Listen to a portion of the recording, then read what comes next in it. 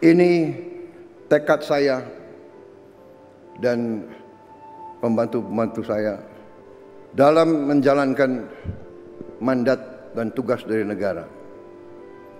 Jadi saya menyambut sangat baik upaya menteri-menteri yang membantu saya mencapai efisiensi. Saya menyambut baik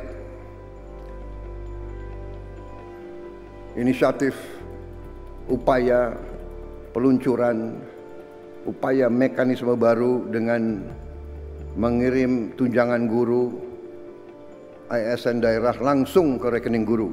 Inilah upaya untuk mengurangi tidak efisiensi. Lama-lama untuk apa? Ditahan itu untuk apa? Iya guys. Ya. Kita harus hilangkan budaya-budaya yang tidak benar itu.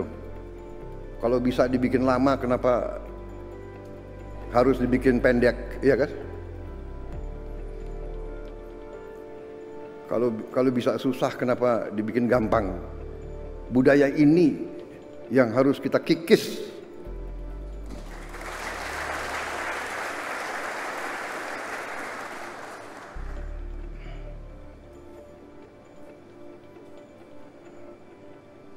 Birokrat-birokrat yang tidak mau mengikuti zaman harus kita evaluasi.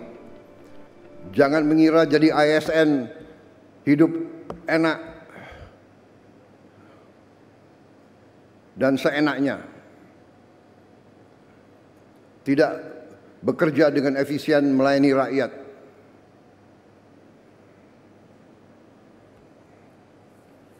Saya minta para menteri, para menko, coba kita pikirkan, kita rumuskan semua perbaikan sistem. Ya. Ini ada kecenderungan semua pengen jadi ASN, semua pengen jadi pegawai negeri, tahu di dalam sudah jadi tidak bekerja maksimal, ya kan? Tadi mental. Kalau dibikin susah untuk rakyat, kenapa dibikin gampang? Kalau bisa lama, kenapa harus dibikin singkat? Kita sekarang harus robah. Kita harus bikin semuanya mudah untuk rakyat. Semua